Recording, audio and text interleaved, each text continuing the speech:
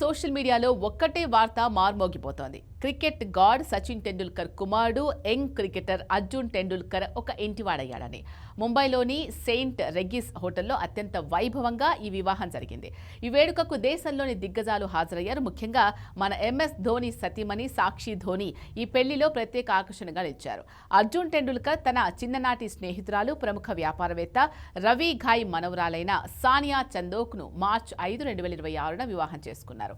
వీరిద్దరూ school days నుంచే స్నేహితులు. 2025 ఆగస్టులో వీరి నిశ్చితార్థం జరిగింది.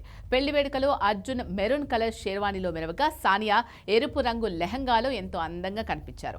సచిన్ టెండూల్కర్, అంజలి మరియు సారా టెండూల్కర్ అతిథులకు స్వాగతం పలుకుతూ ఎంతో సంతోషంగా కనిపించారు. ఈ పెళ్లిలో అందరి దృష్టిని ఆకర్షించింది ధోని దంపతులు.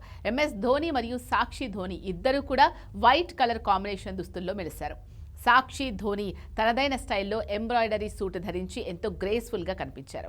పెళ్లి వేడుక ముగిసిన వెంటనే వీరిద్దరూ నేరుగా వాంఖడే స్టేడియానికి వెళ్లి Bharat versus England T20 world cup semifinal match చూడడం విశేషం. స్టేడియంలో సాక్షి ధోని ఒక వికెట్ పడిందని తప్పుగా భావించి సెలబ్రేట్ చేసుకుంటే ధోని ఆమెను నవ్వుతూ కూర్చోబెట్టిన వీడియో ఇప్పుడు ఇంటర్నెట్లో ట్రెండ్ అవుతోంది.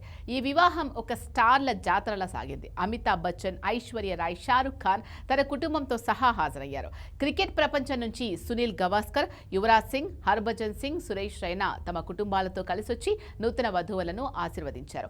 వ్యాపారవేత్తలు ముఖేష్ అంబానీ, నీతా అంబానీ దంపతులు ముందుగానే వచ్చి వేడుకల్లో పాల్గొన్నారు. ఈ వివాహ వేడుకలో మహారాష్ట్ర మరియు పంజాబీ సంప్రదాయాలు ఉట్టిపడ్డాయి. సచిన్ వారసుడు ఒక కొత్త జీవితాన్ని ప్రారంభించిన ఈ సందర్భంలో సచిన్ ఫ్యాన్స్ అందరూ కొత్త జంటకు శుభాకాంక్షలు తెలియజేస్తున్నారు.